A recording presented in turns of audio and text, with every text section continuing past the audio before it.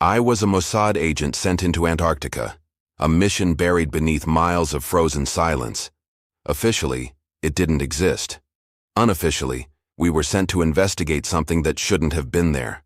But when the ice began to crack beneath us, we realized some secrets aren't meant to be uncovered.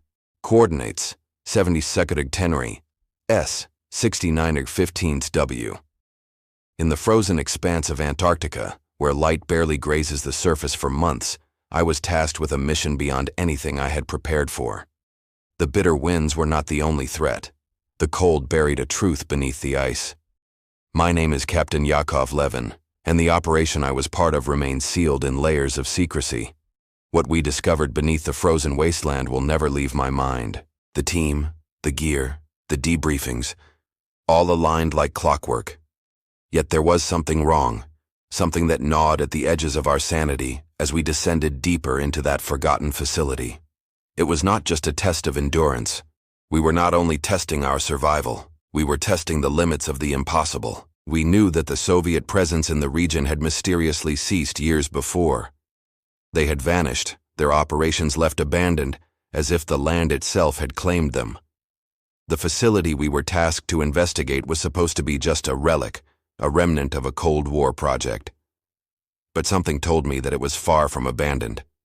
Something unnatural lingered there, an unknown force buried under miles of ice.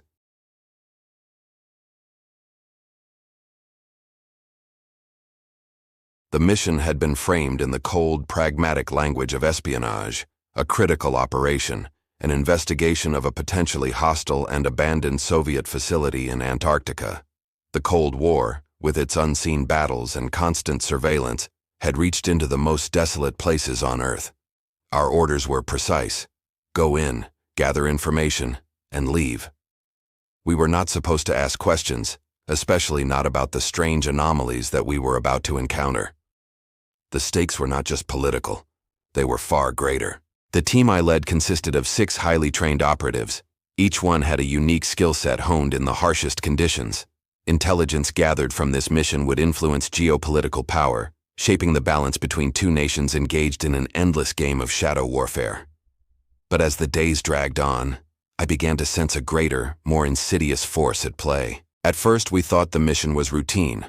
The reality, however, soon proved otherwise. We had expected old military technology, forgotten research projects, perhaps even traces of biological experiments. Instead, we found evidence of something far darker, something that did not belong to any known government or military. The equipment we uncovered felt wrong, alien, as though it had been left by beings not bound by the same rules of time and space as us. The military context faded quickly from our minds as the supernatural elements began to unfold.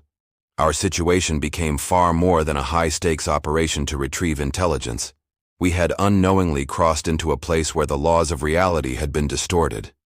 The stakes now were survival, and even that became uncertain as we descended deeper into the frozen abyss. I remember the first time I saw the symbols etched into the walls. They were not of human origin. A faint glow pulsed from them, as though they were alive, watching us. The silence was suffocating, pressing in from every side. The air tasted like metal, cold and heavy with an ancient, unspoken promise. I knew then that we were not just investigating a Soviet installation. We had unwittingly stumbled upon something far older, far more dangerous. But by then, it was too late to turn back. I was not alone on this mission. Each member of my team had been selected for their expertise, their ability to withstand not just the physical challenges of the environment, but the mental strain of operating in such an alien place. I would be their commander, but we were all equals in the face of the unknown. The deeper we ventured into that forsaken facility, the more we relied on each other's strengths, until those strengths began to fracture. First, there was Lieutenant Tamar Goldstein, our medic. A calm, steady presence in the chaos, Tamar was one of the few people I trusted implicitly. Her training was exceptional, her ability to remain composed under pressure unmatched. However, it was clear that the horrors we encountered began to chip away at her clinical mindset. By the end of the mission, she would be the one to ask, what if the rules of biology no longer apply here? Then came Sergeant Raphael Barak, our demolitions expert. Brash, reckless, and with a wicked sense of humor, Raphael was the kind of person who'd crack a joke even in the gravest of moments. But beneath his bravado, he carried the weight of years of combat, having seen and done things that most could not comprehend. He was precise in his work, a master of explosives, but there was no precision in the madness we encountered. In the end, Raphael's precision would be turned against him in ways I can never unsee. Corporal Yara Lev, the communications specialist, was the analytical mind behind the operation. Every transmission, every encoded message, every shift in the static was scrutinized through her expert knowledge of signals and frequencies. Yara's ears were always attuned to the unseen hum of the world. It was her job to keep us connected to the outside world, but as the mission progressed, her connection to that world began to fray. She became the first to hear the whispers from the void, the first to experience the strange occurrences with the radio signals, the odd patterns that bled through the static. Our veteran leader, Major Yehuda Peretz, was a quiet man of few words but immense wisdom. His experience in covert operations was unmatched, his mind as sharp as the frozen wind that cut through the Antarctic night. Yehuda had seen it all, or so I thought. But as we ventured deeper into the heart of that frozen nightmare, Yehuda's past began to unravel. The memories of his missions began to blur, and soon it became unclear whether the mission was in his memory at all. Lastly, there was myself, Yaakov Levine, captain of the Israeli Defense Forces. I had always prided myself on my strategic mind, my ability to think in the most extreme of situations. But no amount of training, no strategy or plan, could have prepared me for what we found beneath the ice. The physical dangers of the environment were nothing compared to the mental strain that followed. The lines between reality and nightmare blurred faster than I could process, and as the mission unfolded, I began to question everything. Each of us was a specialist, a master of our field, and yet none of us would escape the horrors that awaited us beneath the surface. The deeper we went into the facility, the more we realized we were no longer part of a military operation. We had become players in something much larger, much older, and far more sinister. The briefing took place in a small, dimly lit room deep within a secure facility. The walls, covered in frost, seemed to hum with an energy that could not be explained by mere temperature. Colonel Dovamir, ever the professional, stood at the head of the table, the glow of a single overhead lamp casting sharp shadows across his face. His voice was low and even, detailing the objectives with clinical precision. But even he seemed unsettled, his eyes betraying a flicker of unease whenever he spoke of the facility. The Soviets constructed this research complex decades ago, Colonel Amir explained, his words coming in measured tones. The official story is that they abandoned it after some sort of incident. We need to confirm that. You are to enter, gather intel, and return. No contact with local authorities, no interference with civilian entities, understood? We all nodded in agreement, each of us absorbing the gravity of the situation. But there was something more he wasn't saying, a sense of urgency behind his words that did not match the official briefing. The room, though sterile and cold, felt oddly claustrophobic, as if the walls themselves were closing in. We were given no details on what exactly happened at the site, only that it had been deemed too sensitive for public knowledge. A shroud of secrecy had been cast over this mission, and as I glanced at my team, I could tell they were already aware. This was not a simple reconnaissance mission. The deployment followed with efficiency, as if it were just another operation in the long history of military secrecy. We were transported to the closest airstrip, where a Soviet-era Antonov cargo plane awaited us, the cold night sky overhead as the aircraft roared to life. The air smelled of metal, fuel, and an eerie sense of foreboding. We boarded, our gear clattering with each step, and the plane took off into the abyss of Antarctica's endless expanse. The journey itself was uneventful, the plane cutting through the frozen sky, the horizon blending seamlessly into the white. The silence of the airfield before we took off still echoed in my ears, a dead calm that seemed to anticipate the horrors to come. The air felt thin and lifeless, as though it were holding its breath in preparation for something terrible. As we flew deeper into the Antarctic wilderness, the weather began to worsen, snowflakes swirling in dense flurries, obscuring our view. The plane shuddered slightly in turbulence, but we continued, pushing onward, toward the unknown. When we landed, the frozen landscape greeted us like an old enemy. The snow crunched beneath our boots as we unloaded from the cargo hold, the cold biting into our skin. The facility, a massive structure of concrete and steel, rose from the ice like a forgotten monument. It was silent, standing still in the gloom, as if waiting for us to make our move. The eerie stillness was palpable, and I remember looking at the team, each of us silently contemplating the enormity of what we had just entered. The temperature was a brutal 40 degrees, but it was not the cold that made my skin prickle with unease. It was the oppressive, heavy silence that filled the air around us. We donned our gear, checked our communications, and made the final preparations for the descent into the heart of the facility. It was a place frozen in time, abandoned, but not forgotten. Whatever had transpired within its walls was buried in layers of ice, and as we entered, I had no doubt that we were about to uncover something that should have remained hidden. But the mission had been set in motion, and we could not turn back now. The descent toward the facility was both physical and mental, as the frozen wasteland swallowed every sound around us. Our boots crunched through the ice and snow as we made our way across the barren expanse, the only light coming from the dim glow of our headlamps. The air was thin, each breath coming out in a freezing fog that dissolved into the darkness around us. The weight of the cold felt as if it were pressing against us from all sides, making each step feel heavier than the last. Our breath was the only sound, hissing sharply in the stillness. It took hours to reach the entrance, a long trek through unyielding snow and ice, the facility's shape just barely visible through the swirling storm. The wind howled, and the darkness was thick and suffocating. The hum of the comm system in our earpieces provided a small comfort, a reminder that we were still connected, still moving as a unit. But the static began to grow, faint whispers cutting through the radio signals. I attributed it to the equipment, the harsh environment affecting our transmissions. But the others started to hear it too, a low, unintelligible murmur that seemed to come from nowhere and everywhere at once.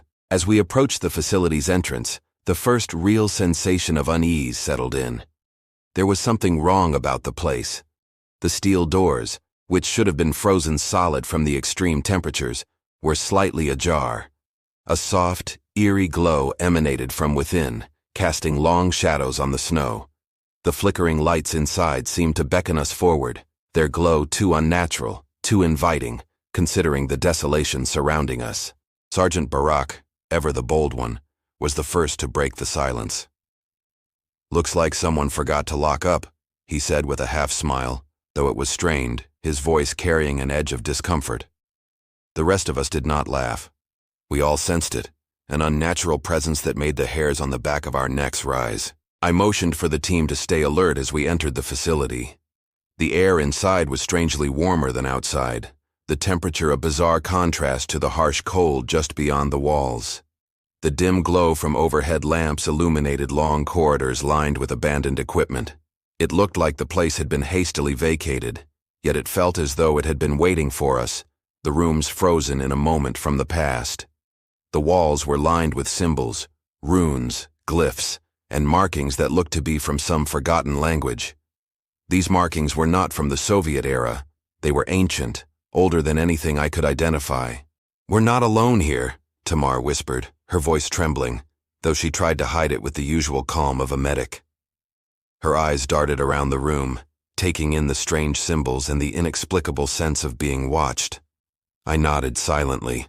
No one dared speak it aloud, but we all felt it. The facility was alive in a way that nothing human-made should be. As we moved further into the depths of the facility, a heavy sense of oppression grew. The air felt thicker, harder to breathe, and the humming energy from somewhere deep within the building seemed to vibrate against our skin. The corridors shifted in ways that were not physically possible, the lights flickering in an unnatural rhythm. I tried to ignore it, tried to focus on the mission. But every instinct in me screamed that we were not just in a forgotten Soviet base. We had stepped into something much darker. As we reached what appeared to be the central operations room, the first anomaly occurred. The walls began to tremble, faintly at first, as if responding to our presence. Then, the floor beneath us groaned, a low, resonant hum vibrating through the structure. We stopped dead in our tracks, weapons at the ready. My heart raced, and I cursed myself for not listening to that nagging feeling from the start. The humming grew louder, more distinct, like a whisper calling to us from deep within the bowels of the facility. It was not the wind, it was not machinery. It was something else. "I think we should leave," Yehuda said, his voice low, his usually steady hands gripping his rifle a little too tightly. The veteran leader was shaken, and I had never seen him so uncertain. The air was thick, the shadows seemed to deepen, and the pressure in my chest was growing. Something was moving behind those walls, something ancient, something that should never have been disturbed. But there was no turning back now. Our mission had begun, and it would not be interrupted by fear, no matter how real it felt. I gestured for the team to continue, but I could not shake the feeling that the building had sensed our intrusion and was preparing to react. The humming noise persisted, growing louder, as if it were calling us deeper into its heart. We moved cautiously through the facility's darkened halls, our every step muffled by the thick layers of dust that coated everything. The walls, lined with rusted equipment and scattered papers, gave no indication of the age of the place. The hum from deep within the complex reverberated through the floor beneath us, making the air tremble with an unseen energy. It was not the machinery that powered it. It was something else, something beyond comprehension. The deeper we went, the more oppressive the atmosphere became.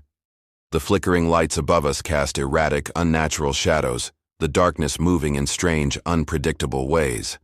At times, it felt as though the walls themselves were shifting, slowly, almost imperceptibly, as though the very building were alive. But there were no signs of movement, no signs of anything that should be causing it.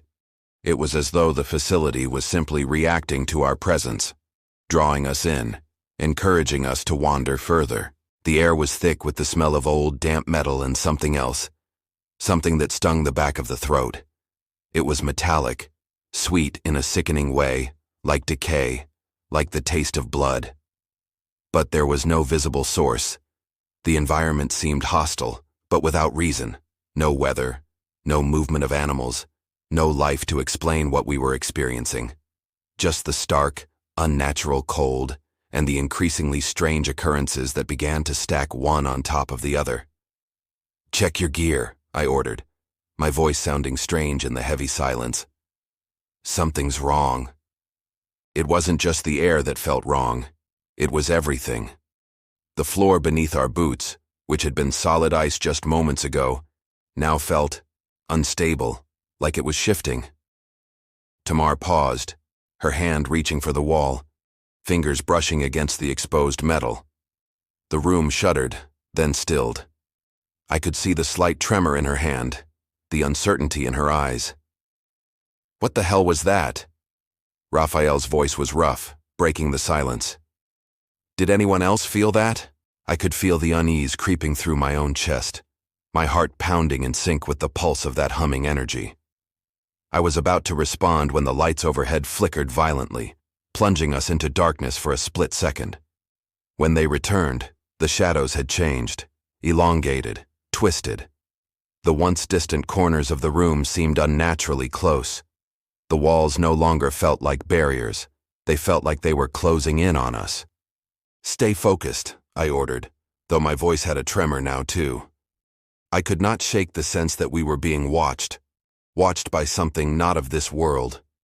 It wasn't just the technology that was alien. It was something in the air, something in the very fabric of the place. The shadows didn't seem to retreat with the light. They hung there, as if waiting for the right moment to move. We moved forward, our flashlights darting across the room, illuminating faded signage on the walls. The symbols we had seen earlier were growing more frequent, almost overwhelming. Some of them glowed faintly, a sickly green that seemed to pulse with an eerie life. As I stepped closer to one of the glowing runes, I felt a rush of cold air despite the facility's warmth. It passed through me like a gust of wind, but there was no wind. Just the cold. The symbols.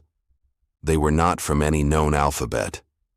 They were older, far older, a form of writing that felt ancient and alien, like they belonged to a civilization long lost to time. Then we heard it, a soft, almost imperceptible whisper. It came from nowhere and everywhere at once, like a breeze that carried words in a language we could not understand. The hairs on the back of my neck stood up. The voice was not human.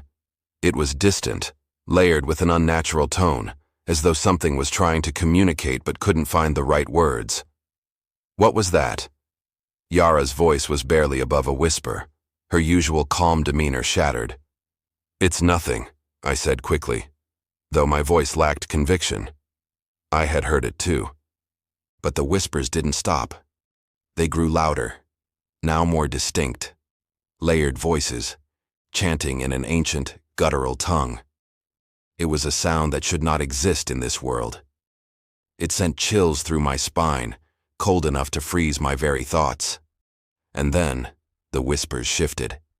They began to form shapes. The shadows began to writhe and flicker, shifting with an impossible fluidity that defied the laws of physics. "Get ready," I ordered, my voice shaky but firm. We were close now. Whatever we were supposed to find, it was ahead. But as we moved forward, the ground beneath our feet began to groan again, louder this time. The walls vibrated. The room trembled, as if the entire structure was about to collapse.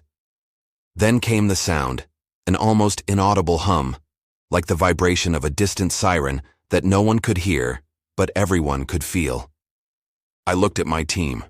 They were as tense as I was, their faces pale, their eyes wide with the same dread I was feeling. Raphael gripped his weapon tighter, his jaw clenched in determination, though I saw the tremor in his hands. Yehuda's face had gone pale, his eyes distant, as though seeing something I couldn't. Tamar was shaking, her hand gripping her medical kit so tightly her knuckles were white. Yara, still trying to make sense of the signals, was now muttering to herself, repeating words in a language I didn't recognize. We had entered a place where no technology, no training, no human experience could offer any explanation for what was happening. We were no longer just soldiers. We were pawns in something much older, much more patient than anything we had known. We continued deeper into the facility, our steps synchronized as we moved through narrow hallways, the flickering lights above us casting staccato shadows across the cold, metallic walls. The temperature had dropped even further, the air growing thicker, more oppressive with each passing minute. It was as if the facility itself was becoming more inhospitable, more alien the longer we spent inside. Our mission, though, had not changed. We were here for intel, for data, for whatever was left behind by the Soviets.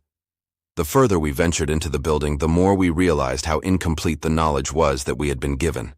Nothing here made sense. The layout was disjointed, with rooms that seemed to serve no logical purpose, lab equipment strewn across desks, papers detailing research that appeared half-finished, some notes in Cyrillic, others in languages that felt wrong. Yara moved ahead of us, her eyes scanning the rooms as she worked to establish a communications link to our command center. The static on her radio had intensified, its intermittent bursts of noise growing in frequency. Her fingers trembled slightly as she adjusted the dials, her concentration on the device unbroken, but I could see the strain in her face. Her usual calm demeanor was slipping away as the whispers intensified in the back of her mind. She was no longer just searching for signal strength, she was listening for something else, something that wasn't human. "I can't get through," Yara said, her voice strained yet controlled. "The signals, they're being disrupted. It's like there's a barrier around us." I nodded grimly. "Keep trying. Let's just finish the sweep." We moved from room to room, noting the condition of the equipment. Nothing seemed operational, not even the most basic of systems. Yet the facility hummed with a faint energy, almost as if the walls themselves were alive with a power that defied any logical explanation. It wasn't the electrical grid, it wasn't machinery, it was something older, older than the Soviets, older than anything human. As we passed through the central hallway, the hum intensified. It vibrated in the very marrow of my bones, each step reverberating through my body like a persistent pressure. Something about it made my chest feel tight. my heart rate accelerating without explanation. We continued forward, our boots making hollow sounds against the cold concrete, but the weight of the atmosphere was unbearable. The silence between us was heavy, laden with something that none of us dared name. Raphael, breaking the silence once again, muttered, "This place is a tomb. It feels wrong. It's like something is waiting." His voice was more somber than usual, the bravado gone, replaced by an unfamiliar uncertainty. I nodded, though I couldn't explain what we were feeling. It was just a gut sense, an instinct, but one that I could not ignore. The place wasn't just abandoned, it was anticipating something. And as we moved deeper into the complex, it felt as though the walls were reacting to our presence, shifting and constricting, as though they were closing in on us. I saw Tamar glance over her shoulder, her eyes filled with the same unease I felt, but her focus remained on her medical kit, her fingers tight around its straps, almost as if it offered some small comfort in the midst of this nightmare. We reached a large, open room, its purpose unclear, filled with strange machinery that seemed untouched for years. The only light here came from a flickering monitor in the center of the room. It was the only piece of functional equipment we had encountered so far. The screen was filled with strange data, graphs that seemed nonsensical, lines spiraling in patterns that made no logical sense. As I approached it, I saw symbols, much like the ones etched into the walls, flashing across the monitor. The language was the same, archaic, glowing, unfamiliar. I reached for the keyboard, my fingers hesitating just above the keys. A low hum emanated from the screen, rising in volume with each second. The air in the room thickened, the weight of it almost unbearable. My heart was pounding, and for the first time since arriving I felt a chill creeping up my spine that had nothing to do with the cold. Then, the whispers returned. The soft, unintelligible murmurs from before had grown louder, louder now than the hum of the machine, forming distinct syllables, unnatural, guttural. They were coming from the walls, from the floor, from every corner of the room. At first, it was just one voice. Then, there were more. The sounds were layered, voices overlapping in a dissonant cacophony that filled the room and pressed against my skull, reverberating through every inch of my body. "We need to go," Yehuda said, his voice tight, his normally calm demeanor slipping. His eyes flickered to the door, the room, the shadows that seemed to stretch unnaturally along the walls. I could see the fear in his eyes for the first time. It was raw, unspoken, but unmistakable. I didn't want to admit it, but I felt it too. The overwhelming sense that something ancient, something far beyond our understanding, was now watching us, listening to us, waiting. I turned back to the screen, but it was no use. The symbols danced before my eyes, morphing, shifting into shapes that made no sense, bleeding into each other. It was as if the very fabric of reality was being torn apart in front of me, like this place was an intersection of dimensions. Before I could say anything, a low rumbling sound filled the room, a distant groan that seemed to come from the bowels of the building. The walls trembled again, this time more violently, and the lights flickered to a near blackout. The air grew colder still, and I could taste the metallic tang of fear. We had overstayed our welcome. It happened quickly, too quickly to fully comprehend at first. We were in the midst of securing our gear and preparing to leave the room when the first true disturbance occurred. A jolt, a sudden shake of the floor beneath us. The hum of the facility grew louder, a low, vibrating rumble that seemed to reverberate through the walls, making it feel as if the entire structure was about to collapse. The temperature dropped sharply, and we all froze in place, every muscle tensed as the air thickened around us. For a moment, nothing happened. The lights flickered again, this time plunging the room into darkness for a full second, before returning to their sickly, intermittent glow. But something had changed. The shadows no longer behaved like shadows. They moved, stretched unnaturally across the floor, the walls, the ceiling. They shifted in ways that defied reason, as though they had their own minds, following us, encroaching closer with every blink of the lights. I saw at first, just a flicker at the corner of my eye. A tall figure, pale and elongated, standing motionless in the doorway. It was nothing more than a wisp of shadow at first. A trick of the light, I thought. But then it moved, in a way that made my stomach drop. It was no human form. The limbs twisted, elongated unnaturally as if the very dimensions of space had been warped to allow it to exist. It was like looking at a reflection in a broken mirror. Every angle distorted. "Do you see that?" Tamar's voice broke the silence, her breath shallow. She was the first to react, her medical training kicking in as she instinctively reached for her equipment. But it was clear that there was no way to help in this situation. Whatever this was, it was beyond anything she had ever trained for. I swallowed hard, gripping my weapon, the taste of metal sharp on my tongue as I turned toward the others. My breath came out in foggy bursts, my heart hammering against my chest. I could see the fear in Yehuda's eyes now, the uncertainty and dread pooling in his once steady gaze. Raphael's hands were shaking, his jaw clenched so tightly I could hear his teeth grinding. Yara, standing closest to the doorway, seemed almost mesmerized by the figure, her eyes wide, her body frozen in place. I could feel the air press in around me, thickening, suffocating. The figure in the doorway had not moved since it appeared. It was just watching us, waiting. It was taller than any human should be, its proportions wrong in ways that defied natural laws.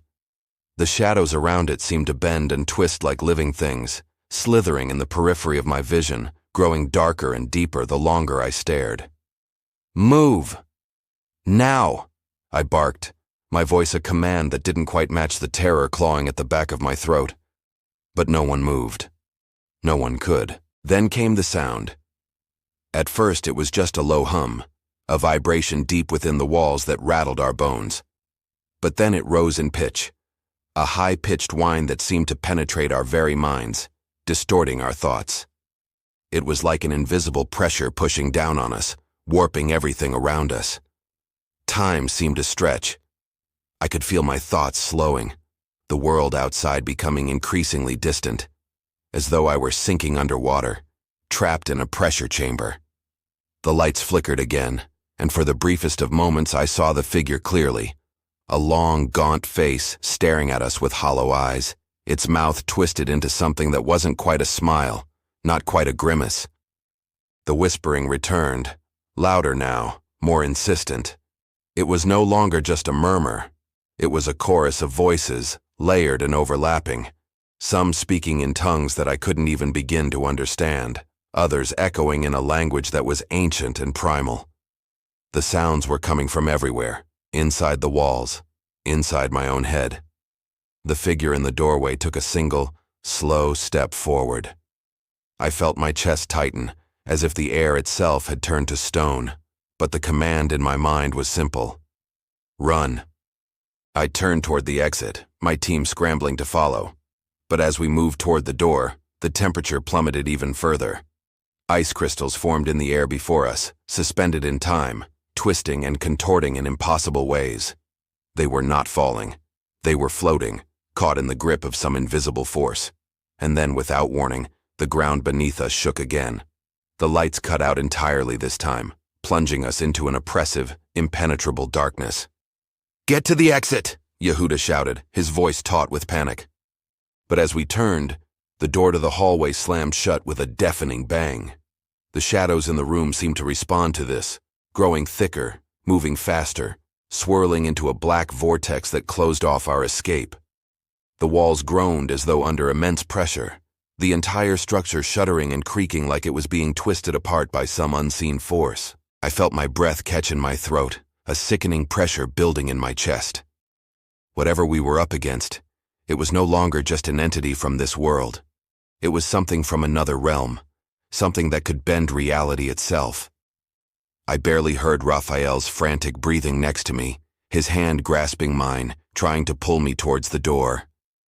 But the way out was gone, replaced by an impenetrable mass of shadows. Suddenly, there was a voice in the darkness, a deep, resonant growl that echoed through the chamber.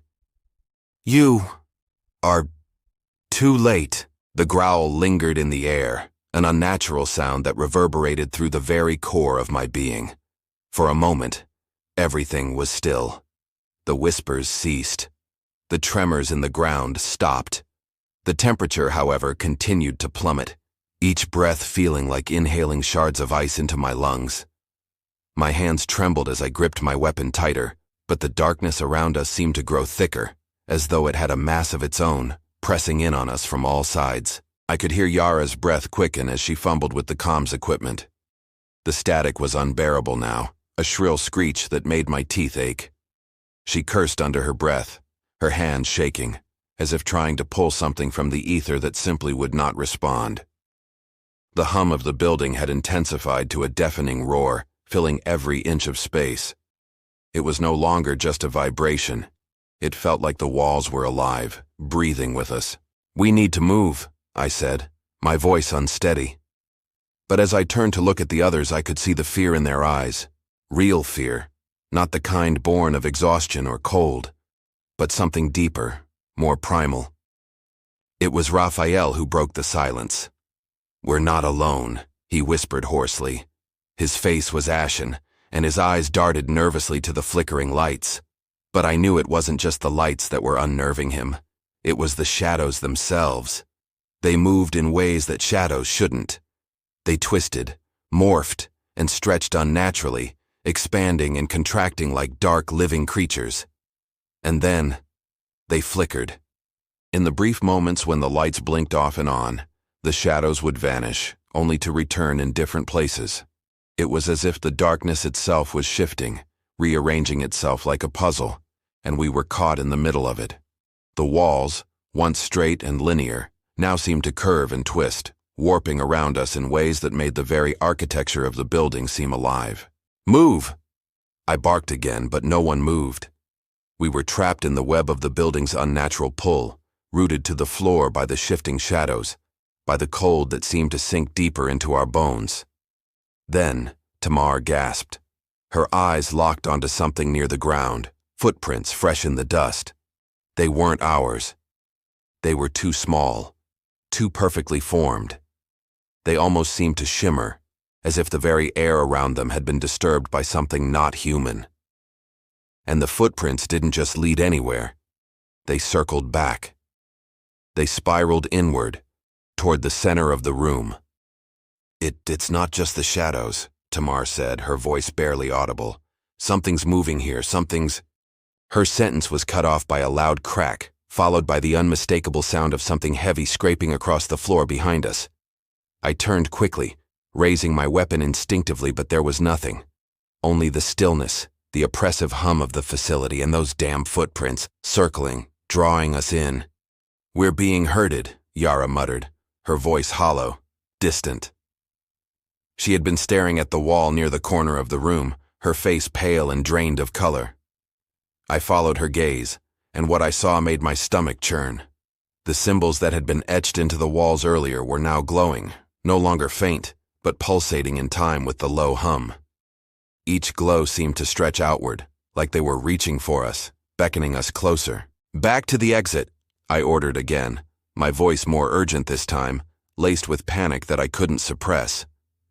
We turned toward the door, but the shadows were already there, thick and impenetrable. They had closed off the way we came in. A low, groaning sound filled the air as the walls seemed to pulse, shifting as though the building itself was contracting, surrounding us. Then, the lights flickered once more, this time not briefly, but for a long, dreadful moment. When they came back, everything was different. The shadows had changed. They were no longer just shapes, no longer just dark silhouettes against the light. They were now figures, clear and distinct. Pale, elongated forms, their limbs stretching unnaturally, their faces twisted in grotesque mockeries of human features. They moved with fluidity that was wrong, that defied the natural order of space and time. And they were getting closer. "Stay close," I barked. But my command was drowned out by the thundering pulse of energy that suddenly filled the room. The walls rattled, the floor beneath us groaning as if the entire structure was buckling under some unseen pressure. My heart was pounding, my chest tight, and the air felt impossibly dense, as if the very atmosphere had turned to lead. Tamar was the first to collapse, her knees buckling as her breath came in sharp, panicked gasps. "I can't breathe. It's too much," she gasped, clutching at her chest. I knelt beside her, but the feeling was the same in my own chest. A crushing weight, as if the air itself was being squeezed from us. "We need to get out now!" Yehuda shouted, his voice laced with desperation. His hand shot out, grabbing for Tamar, but the shadows began to stretch toward him, wrapping around his arm, dragging him backward. He struggled, his face contorting with a mixture of fear and disbelief, but the more he fought, the more the shadows constricted. I fired into the darkness, but the bullets did nothing. The shadows seemed to swallow them whole, their dark forms pulsing and twisting around the gunfire, mocking us with their unnatural resilience. The walls seemed to groan louder now, as though they were speaking, as though they were alive. The sound reverberated through my skull, a deep, resonant noise that rattled my bones. I turned to run, but there was no escape. The exit was blocked, the walls constricting around us, the air thick with the malevolent presence that lurked in every corner. And that's when I saw it, the true form of the thing that was pulling us in. It wasn't just shadows. It was a presence, ancient and vast, something so alien that I couldn't even begin to comprehend it. It was behind the shadows, lurking just beyond the edges of our perception, waiting for the moment when we would be fully consumed. I could feel it, as if it were inside my mind, as if it were part of me. "Time's up," a voice whispered from somewhere within the darkness. It was deep and resonant, layered with hundreds of voices. "You are not the first." The air thickened with a suffocating pressure, a crushing weight that forced the breath from my lungs as if the very atmosphere had become solid. My heart thudded painfully against my ribs, each beat ringing in my ears as I tried to make sense of the impossible reality unfolding around us. The shadows were no longer mere shapes.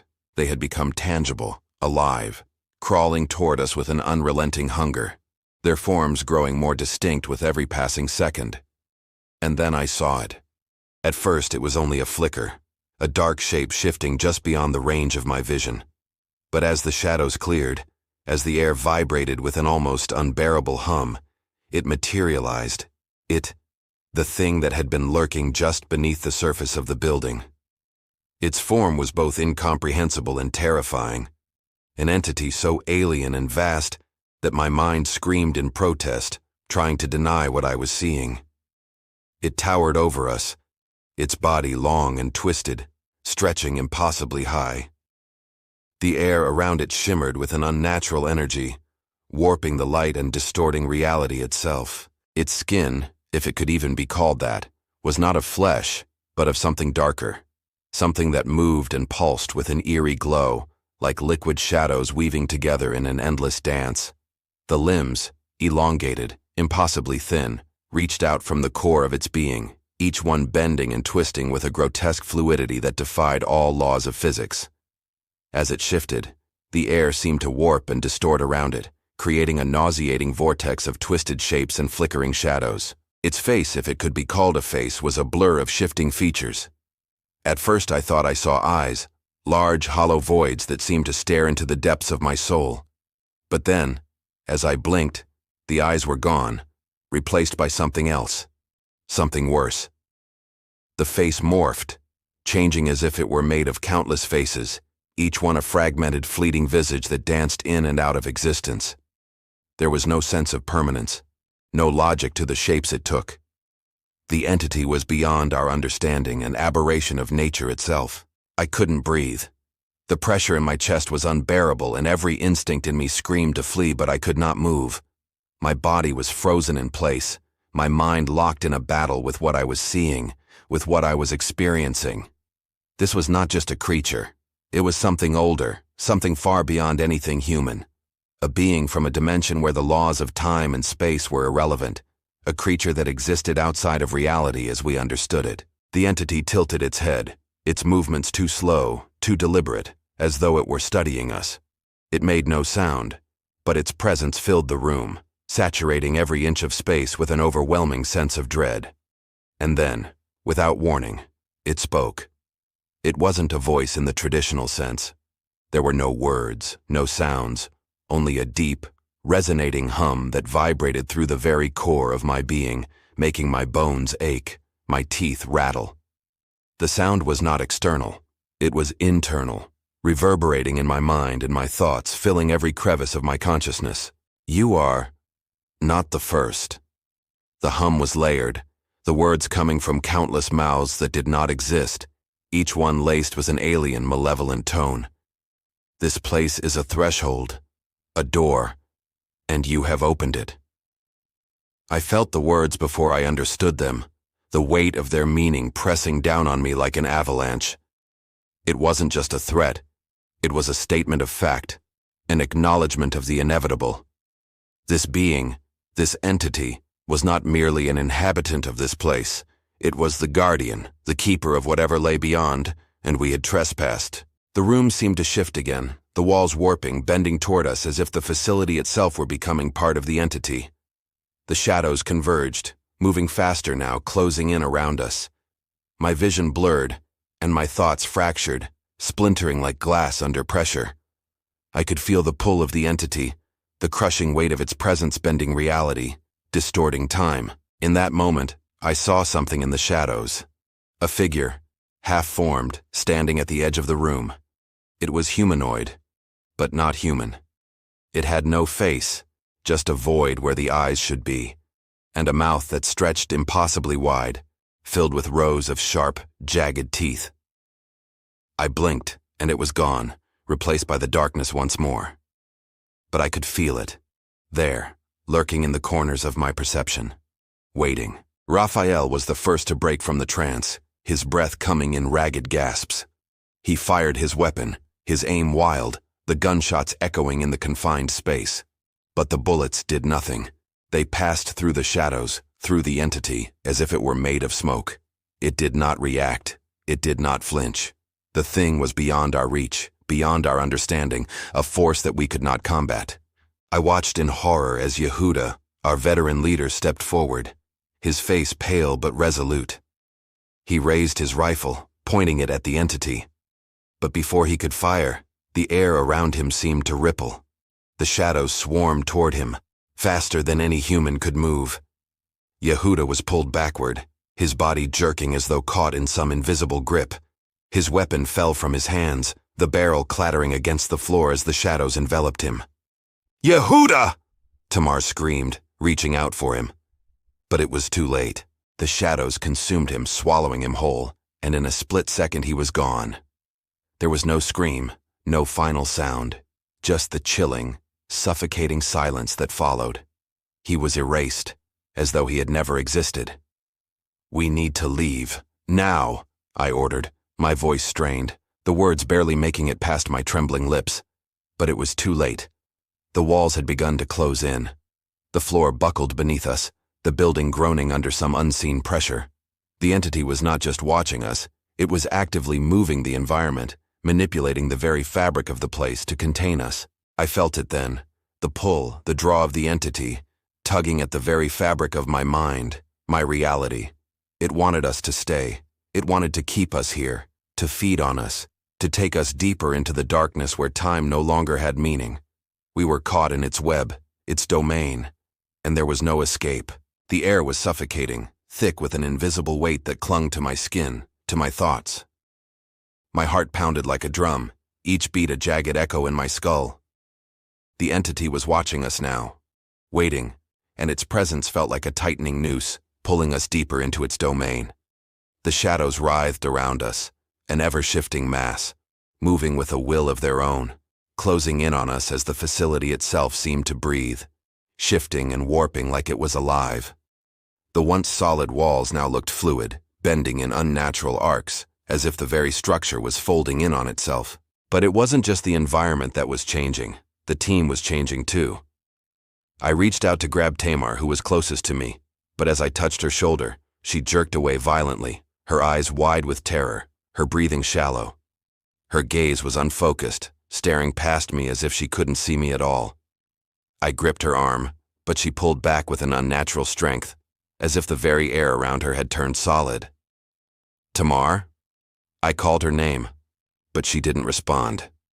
She was staring, eyes wide, at something far beyond me. And then she spoke. "It's all so clear now," she whispered, her voice hollow, the words coming out like a distant murmur. She blinked, and her pupils seemed to dilate, her gaze unfocused. I see. I see how it all ends. How it always ends. I pulled her toward me, shaking her, trying to snap her out of it, but her body felt cold, unresponsive, as though the woman I once knew was no longer there. Her skin had taken on an unnatural pallor, a deathly white that made her look like a ghost. She turned her face to me, and there was nothing human in her eyes. The light was gone. Just an endless void stared back at me. Tamar? I repeated, panic creeping into my voice. But she only smiled, a slow, unsettling grin that didn't belong on her face. We are nothing but fleeting moments, she murmured. This place, it remembers, it knows. The words made no sense, and yet I understood them in some visceral way, deep down, where dread took root and grew. This place wasn't just old, it wasn't just abandoned, it was alive in a way that defied every law of nature. It was watching us, feeding on us, and now, it had Tamar. Before I could respond, she pulled away from my grasp, taking slow, deliberate steps back toward the center of the room. I reached for her again, but this time, the shadows surged forward like a tidal wave, wrapping around her in thick coils. She didn't scream, didn't resist. She just stood there, a puppet being drawn by strings too ancient to comprehend, her form bending unnaturally as the shadows twisted her body into shapes that weren't human. I watched, helpless, as the dark tendrils wrapped around her, pulling her into the depths of the room, her body contorting like something inhuman. "Tamar!" I shouted, but the shadows swallowed her whole, leaving only an echo of her voice in the air. It's all so clear. I turned to the others, but I could already see the changes in them. Yara, once so focused on communication, had begun to stagger. Her hands gripped her head as if she were trying to hold her thoughts together. "The signals. They're breaking down," she muttered, her voice growing frantic. It's not just static. It's trying to talk to me." Her eyes rolled back in her head, and she collapsed to her knees, her body jerking as if she were caught in the throes of a seizure. A low, guttural whisper escaped her lips, words in a language I couldn't recognize, but they sounded too ancient, too wrong. Then the shadows near her seemed to pull toward her, curling into the air, forming dark shapes that flickered with a strange light. Yara's body jerked again, this time in sync with the shadows, as if she were merging with them. Her hands stretched toward the air, her fingers elongating unnaturally, curling and twisting like the shadows themselves. Her mouth opened, but instead of her voice, there was a deep, resonant hum, a voice that was not her own, layered with hundreds of others, a chorus that filled the room and shook the walls. "We are one with the void." Yara's voice now echoed, distorted and layered with something alien. Her body jerked again, twisting in ways no human could. "You will join us, all of you." I stumbled back, unable to process the nightmare unfolding before my eyes. Yara was gone, replaced by something else, something far beyond the human form. She was part of the shadows now, part of whatever ancient thing lay behind this cursed place. I turned to Raphael, hoping for some sense of reality, some stability in this chaos. But what I saw in his eyes was not the same man I had fought beside for years. His face was twisted in agony, his skin pale and clammy, and his body began to twitch violently. His fingers gripping his weapon started to elongate, bending like grotesque spider legs. His shoulders twisted unnaturally as his form began to deform, his body no longer obeying the laws of nature. His breath came in short, panicked gasps, and then, without warning, his mouth stretched impossibly wide. His lips cracked, his teeth sharpening into jagged, monstrous shapes. "Raphael," I shouted, but he didn't respond. He was no longer my comrade. The creature that had taken his place looked at me with cold, empty eyes. Eyes that reflected no humanity, no recognition. He turned toward me, his lips parting into a grotesque, inhuman grin. "There is no escape," he rasped, his voice no longer human. "You're too late." The ground beneath me trembled as the entity's presence surged once more, the shadows twisting into thick coils, pulling at my legs, my arms. The walls closed in, warping around me, and I could feel the very fabric of reality unraveling as the team, what was left of them, was consumed, altered beyond recognition. I was losing them one by one. There was no escape from this place. The walls, the shadows, the very air itself had become a prison. And I was caught in it. Trapped. The walls of the facility were closing in, literally and figuratively. The shadows had become alive in a way I could not comprehend. They pulsed with an energy that radiated through the air, warping the very space around us. I could feel them on my skin, crawling, creeping, squeezing, tightening the air in my lungs. The very room seemed to breathe with the rhythm of the entity's will, its presence permeating every corner of the facility. My mind was unraveling. I was losing control of my senses, but there was one thing I knew for certain. If we stayed here any longer, we would all be consumed. The team, what was left of them, they had already begun to fade, their bodies twisted, their minds unmoored from anything human. I reached for my weapon, but the shadows tugged at my limbs, pulling me back toward the center of the room, where the presence of the entity felt most intense. I was paralyzed, the suffocating weight of the building pressing down on me. My heart raced, each beat an echo of terror in my chest. The entity's whispers filled the air, now more coherent than before, its voice deep and resonant, not just from the walls, but from within my mind. "You cannot escape," the voice spoke. No, it echoed in my head, inside me, all around me. "You are already part of the end. We are not enemies. We are not gods. We are timeless." The words didn't make sense. They weren't meant to. They were not for my understanding. They were for my surrender. And I could feel it. I could feel the entity pushing into my mind, prying open the cracks in my thoughts, slowly consuming every last shred of my free will. I tried to pull away, but I was locked in place, the shadows gripping me with unnatural force. My weapon fell from my hands, the cold metal clattering to the floor with an eerie echo. Behind me, I heard Raphael's inhuman growl, his body contorting in ways that should have been impossible. I turned, seeing him, seeing his new form, a grotesque parody of the man I had known, a thing twisted by the entity's influence. He grinned at me, his lips pulling back to reveal jagged, sharpened teeth. "Welcome," Raphael rasped, his voice layered with something ancient. "You'll join us. We are all connected now."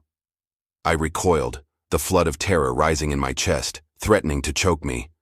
But then, a sudden clarity struck me. A thought, sharp, instinctual, broke through the fog in my mind. There was no escape from this place, no running, but there was one thing left to try. The symbols, the glowing runes, the marks etched into the walls, they were not just ancient warnings. They were the key. This place had not just been built, it had been designed. It had been created for something. For this. I turned to the walls, my eyes frantic as I scanned the glowing symbols. They were shifting now, their glow pulsing like a heartbeat, like the rhythm of some cosmic machinery. I could hear them, whispers, deeper and more resonant than ever before, calling to me, beckoning me toward them.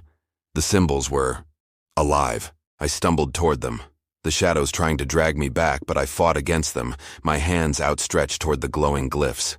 My fingers brushed against the cold stone, and in that moment, I felt a surge of energy, like a shockwave rushing through me. The runes flared brighter, their glow intensifying until it was almost unbearable.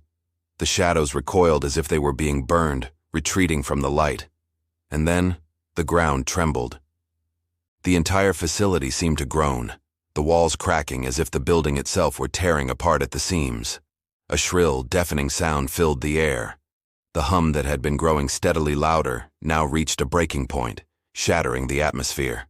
The shadows writhed, convulsing violently, and I saw the entity.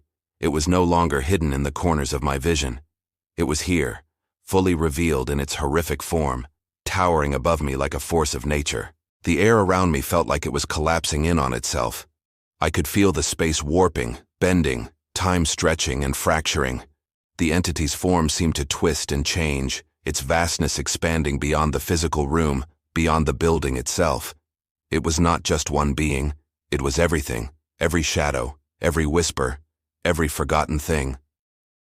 You cannot fight it, Raphael's voice echoed, though it was no longer his own. You cannot destroy what does not exist in time. We are its children now. I wanted to scream. I wanted to run, to fight, but there was no escaping.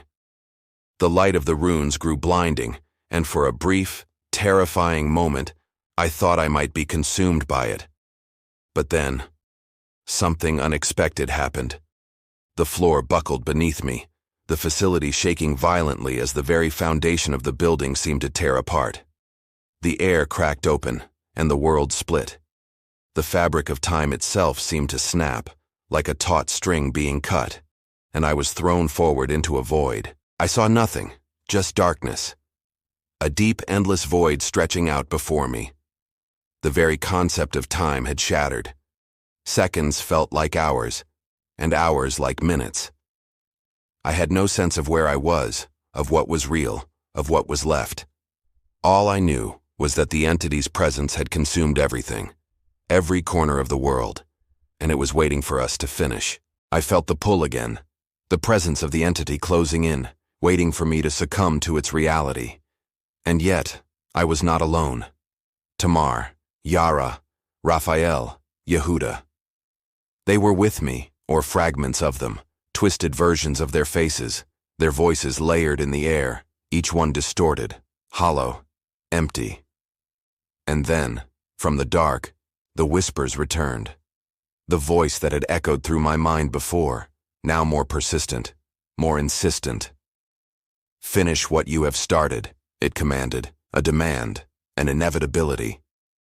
The air grew heavier again, the world narrowing, pressing in. There was no escape. I do not know how long I was in that void. The sense of time, no, the concept of time itself, had been shredded, torn apart. I could not tell if seconds passed or if they stretched into eternity. Everything had become indistinct. I was floating, suspended between worlds, my body weightless yet somehow heavy with the crushing pressure of the unseen force that surrounded me. I heard nothing, but I felt everything, the presence of the entity pressing against my mind, the remnants of my team twisting in my thoughts, their faces, their voices calling to me from the dark. And then, I was pulled. It was not a sudden shift.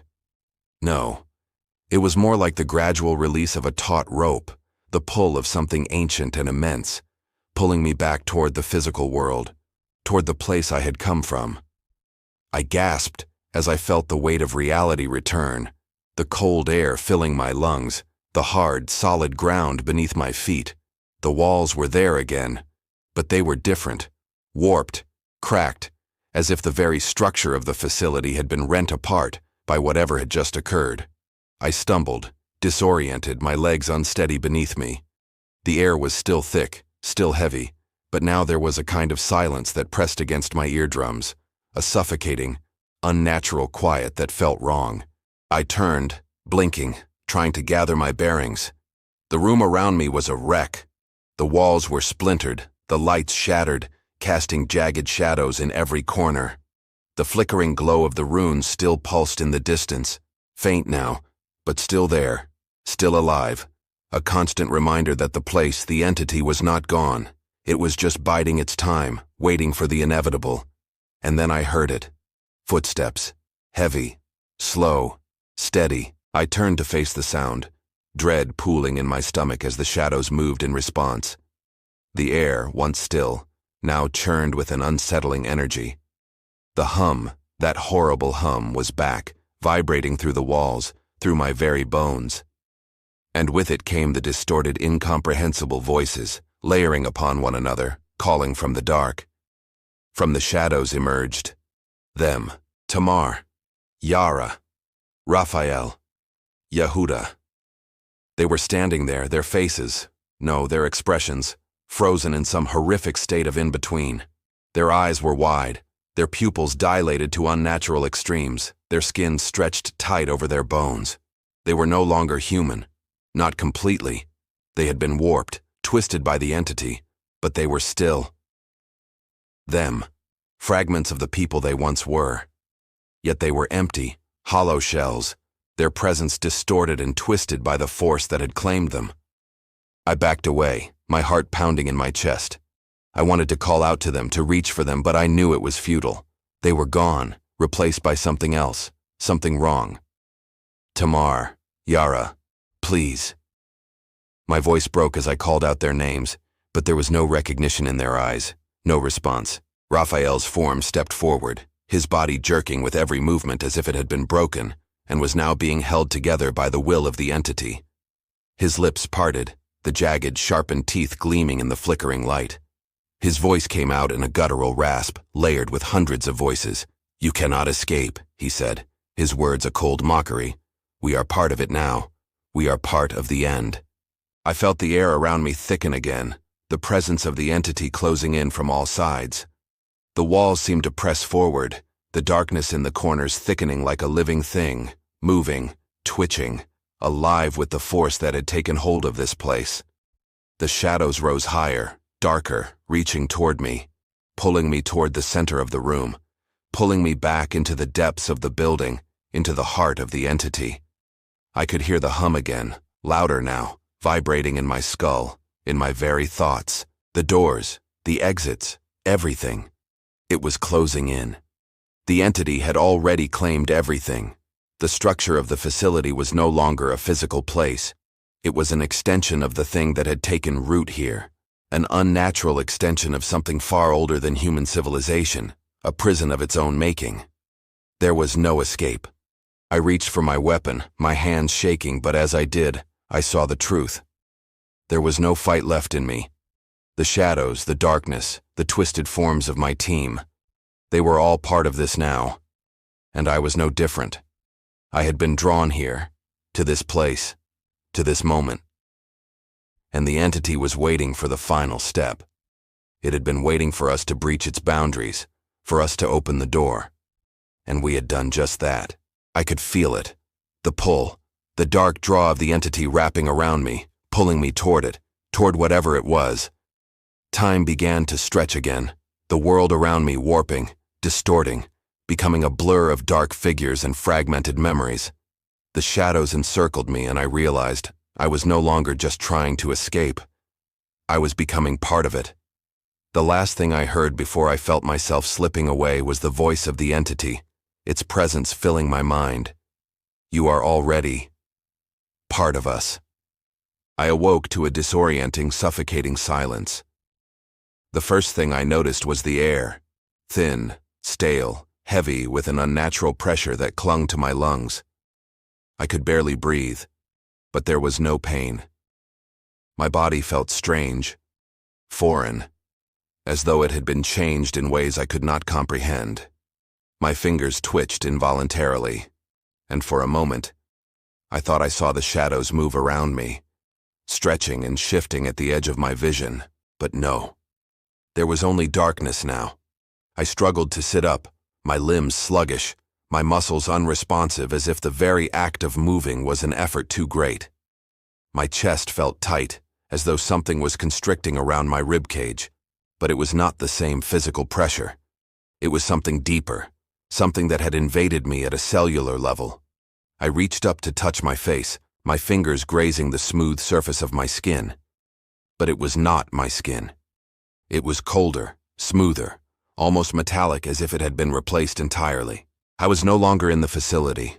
The walls, the flickering lights, the oppressive shadows, everything was gone. I was in a space that felt wrong, yet familiar. There were no windows, no doors, just a featureless expanse that stretched in all directions. A void. The sensation of floating in endless emptiness was overwhelming, but there was no fear. It felt like a dream, like I was not entirely awake, and yet, everything felt too real to be a dream. I could hear footsteps, slow, deliberate. At first I thought it was just my mind playing tricks, a remnant of the horrors we had experienced. But the sound grew louder, more distinct. Someone was coming. And then, they appeared. Tamar, Ya'ara, Raphael, Yehuda. But they were not the same. Tamar stood at the far end of the expanse, her form unnaturally still. Her eyes were wide and empty, an endless void reflecting nothing but the same shadowy abyss I had fallen into. Her skin shimmered faintly in the dim light, smooth and featureless, like the surface of some strange alien material. She was not human anymore. Not in any sense I could comprehend. Yara was next. Her body was twitching, her limbs jerking in unnatural ways, as if they were no longer under her control. Her head tilted back at an impossible angle, her mouth open in a silent scream that made no sound. Her once clear eyes were clouded, pupils dilated to inhuman proportions, and there was something about her, a wrongness in her gaze. She no longer seemed to see me, or anyone else. She seemed to exist in a space outside of time, her mind lost to whatever had claimed her. Raphael was the most unsettling. His once solid frame had become grotesque, twisted, and elongated. His body was no longer shaped like a man. His limbs were too long, too thin, and his skin had turned a dull metallic gray. His face was almost entirely unrecognizable, his features warped, stretched beyond human proportions, and his eyes were black pits, hollow and deep, like the void itself. His mouth moved, but there was no sound. He was staring at me, or through me. There was no telling. His body twitched and convulsed, each movement a grotesque parody of what it once was. Yehuda stood at the center of the group, still as stone. But his face was a mask of emptiness. The expression gone, erased. His eyes were dull, devoid of all recognition. His body seemed suspended, frozen in place, as if the very essence of him had been wiped away, leaving only an empty shell. I wanted to scream, to ask what had happened to them, to beg for some explanation. But as I opened my mouth, I realized that I couldn't. No sound came out. There was no breath, no air to fill my lungs. I was trapped in this distorted space, a prisoner of whatever force had claimed us. "We are not whole anymore," a voice whispered, not from any one of them, but from all of them. Layered, fragmented, distant. The voice reverberated in my mind, a chorus of distorted echoes that sounded both familiar and foreign. "We belong here now," the voice continued, a soft hum that resonated deep within my chest. "We are one with it, with everything." I looked at each of them in turn, my heart aching with the knowledge of what they had become. They were no longer the people I had known. They were part of it now, part of the entity that had twisted the very fabric of our reality. And yet, their voices, their presence, felt like a memory, a faded echo of the people we had been. As I turned away from them, I felt the same sickening presence in the air. It was there again. The entity. Its influence was everywhere, suffocating, wrapping around me, dragging me into its depths. It was not an external force. It was within me. It was inside all of us now. There was no escaping it, no return to what we had been, and that's when I felt it. The connection, not just to the others, but to everything. I reached out instinctively, my hand touching the smooth metallic surface of the void around me. The sensation surged through my body, and I could feel the entity's presence surging in response. It was the same as before. An overwhelming, crushing force that consumed everything.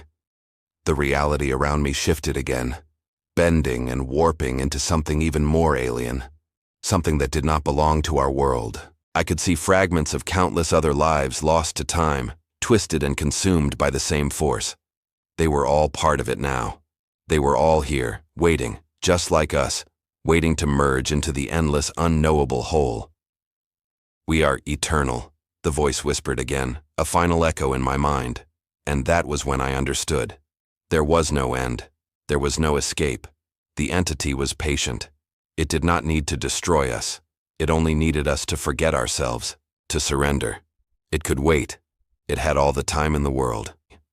The extraction came with a precision that felt wrong. It was too smooth, too efficient, almost mechanical in its calmness. One moment, we were trapped in that other place. The next, I was standing on the cold, familiar tarmac of the airstrip where our mission had begun. The air was sharp, the sky gray and muted, as if the world outside had no awareness of what we had experienced.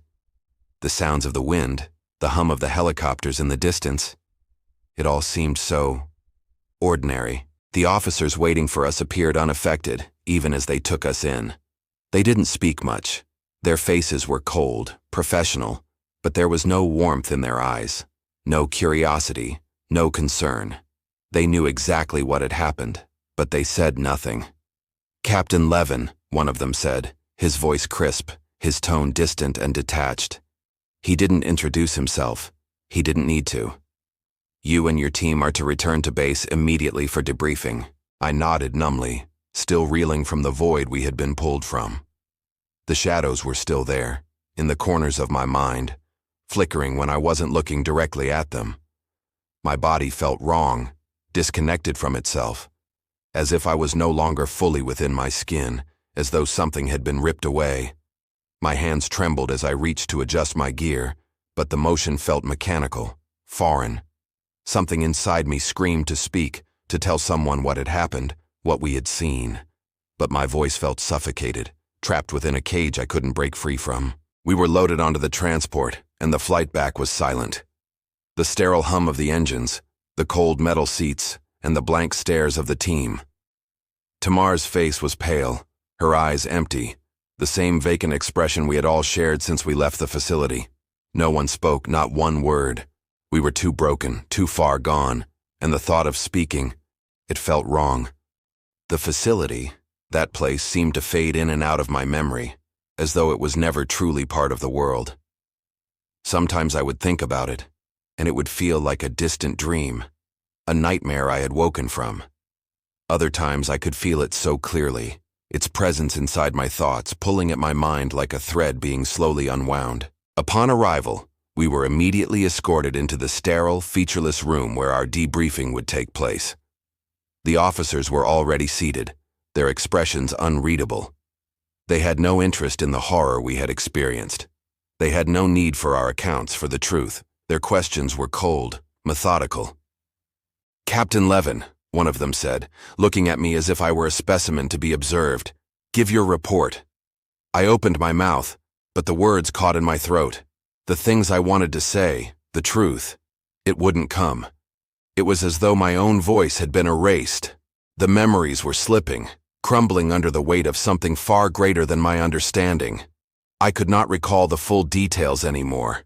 The mission, the horrors, the entity, it was all becoming fragmented, shattered, a series of disconnected images.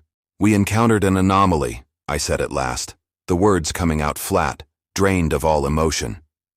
"The facility, it was not abandoned. It was alive. There was something there, a presence. We were altered." The officer nodded, writing something down on a clipboard, his expression unreadable. He did not ask further questions. He did not press. "There were no survivors," I continued, my voice shaking. "The entity, it consumed them. They were changed. They were lost." The officer simply nodded again, jotting more notes, completely unmoved by the weight of what I had just said. As if it were a routine, as if it had happened before. He then pushed a file across the table toward me, our files. There was nothing in it, no detailed reports, no records of the mission, no specifics, just a series of sterile statements that had been written to sanitize the entire operation. The mission had been categorized as irrelevant. The site had been deemed uninhabitable, and all findings were labeled as classified, erased, scrubbed from official records. The entity, the horrors we faced, the unnatural distortions in space and time, they were gone from the narrative. Only fragments remained, tucked away in hidden sealed archives, locked behind layers of government bureaucracy. "We will handle the rest," the officer said as though he were stating the obvious. "You and your team will be reassigned, new roles, new duties. You will continue. You will forget." I opened my mouth to protest, but no words came out. What could I say? What could I do? I had already felt it, the truth that gnawed at the edges of my mind, the disorienting sense of having been changed. My memories were slipping away, and I could already feel the gap starting to widen. I was no longer in control of what I could remember. It was being taken from me. "Your team has been reassigned," the officer continued as though nothing was out of the ordinary. "You will return to normal operations. Your previous assignment has been erased from all official records. There is no trace of it. Your reports are classified. This never happened. Understand?" I nodded, as did the others, though I could see the same hollow emptiness in their eyes. It was like we were all just walking through the motions now, pawns in a game where the rules no longer made sense. Tamar's face was pale, her lips trembling, but her eyes were empty, the spark of recognition long gone. Yara, once so sharp, now stared into the distance, her hands shaking slightly. Raphael, his movements were jerky, his gaze distant, as though he no longer saw the world around him. Yehuda, once a rock, stood there, his face a blank slate, the wisdom of his years erased. They had already been altered. They were no longer the people I had fought alongside. And neither was I. The weeks that followed the debriefing passed in a haze, empty days filled with mechanical routines that felt as if I were moving through someone else's life. The mission, the horrors beneath the ice, the entity that had consumed us. It all began to fade from my conscious memory, slipping away like a dream upon waking. The more I tried to recall the details, the more they fractured, dissolving into fragments that slipped through my fingers. Unreachable. Gone. The truth I once held so tightly was becoming a shadow, a whisper on the edge of my mind. I woke up one morning in my apartment, the sterile, clinical surroundings of the debriefing now replaced with the hum of city life outside my window. It was early, the sun barely rising, casting long shadows across the room. The apartment was quiet, too quiet, as though the world outside had forgotten to make any noise. The silence felt suffocating, unnatural in its stillness. I went through my routine, dressing, preparing coffee, checking emails, nothing out of the ordinary. The mundane tasks, the small motions, all became a blur. But as I moved through the motions, I began to notice things, small things, things that made my skin crawl. The shadows, they had started to move again. At first I thought it was just the early morning light, an effect of the dim dying sunlight that streamed through the blinds. But no, the shadows in my apartment were wrong. They flickered, they shifted. When I turned to look directly at them, they stopped, frozen in place. But when I wasn't watching, they slithered, creeping across the walls, curling around the corners of the room like dark tendrils reaching for something they could not have. I reached for my phone, hoping to distract myself, but when I turned it on, I saw something strange. The screen was flickering, displaying strange symbols, glyphs, the same symbols we had seen in the facility. They were there, etched across the screen, glowing faintly as if they were alive, calling to me. My hands trembled as I dropped the phone onto the table, backing away, my chest tight with fear. I turned back to the shadows, my breath quickening as I realized they were getting closer. The lights overhead flickered, the glow dimming, the hum of the apartment's electrical system warping, bending, like the very infrastructure of the building was being consumed. I heard something, no, someone, walking outside my door. Footsteps too heavy, too distinct to be human. The sound reverberated in the hallway, slow and deliberate, growing closer. But when I opened the door, there was nothing. Just the empty, silent hallway, stretching in both directions. Empty, but for the faint hum of the building's systems. I stepped back, the hairs on the back of my neck standing up, a cold chill running through my body. The shadows seemed to gather in the corners of the room, reaching toward me, flickering, twisting with the unnatural rhythm that was beginning to feel all too familiar. The clock on the wall showed the time, 3:33 a.m. But when I looked again, the time had changed. It was 3:33 a.m. again. The hands hadn't moved. I blinked, confused, but when I looked again, the same thing happened. The time stayed the same, stuck, locked in a loop that had no explanation. The room felt suffocating, as if the very air had become thick with dread. I heard the footsteps again, closer now, louder. They were coming down the hallway just outside my door, too heavy, too distinct to ignore. This time, I didn't open the door. I just stood there, frozen, my breath shallow. It's not real, I told myself. This is all in my head. But then, I saw something. A shadow in the doorway. It wasn't a shape, not a person, not even a thing that should belong in this world. It was an extension of the darkness, a presence that had no place in this reality, but was here nonetheless, filling the space. And that was when I heard it. No words, just the low, resonating hum that filled the air, vibrating deep within my chest. It was the same hum we had heard beneath the ice, the same hum that had driven us to madness. The sound seemed to distort the very walls of the apartment, bending space, bending reality. The temperature dropped, and my breath misted in the air. I could feel it then, the pull, the presence. It was in the room with me, reaching toward me, touching my skin, crawling into my thoughts. I could feel the shadows moving, stretching around me, wrapping me in their embrace. The lights flickered again, and in the brief flash of darkness I saw something. No, someone standing in the corner of the room. It was them, Tamar, Yara, Raphael, Yehuda. They stood there, their forms distorted, faces twisted but unmistakable. Their bodies were warped by the same force that had taken us, their limbs elongated, their faces stretched into grotesque mockeries of what they once were. They didn't speak. They didn't need to. Their eyes, those empty, hollow eyes, stared at me with a kind of patient, eternal waiting. The shadows seemed to writhe around them, their forms twisting and bending with the unnatural fluidity I had come to recognize. They were not dead. They were changed. And I was beginning to understand that they were no longer just echoes of the people they had been. They were now part of the entity, the part of it. And that was when the full weight of the truth hit me. The entity was not a thing. It was a process, a cosmic, eternal force that existed beyond time, beyond understanding. We had opened the door, and now, it had claimed us. It was patient. It did not need to destroy us. It could wait. I could feel it all around me, seeping into my skin, into my mind, wrapping itself around my very essence, pulling me into the depths of its influence. The shadows grew longer, deeper, more alive as they reached out for me, and I knew I was no longer human.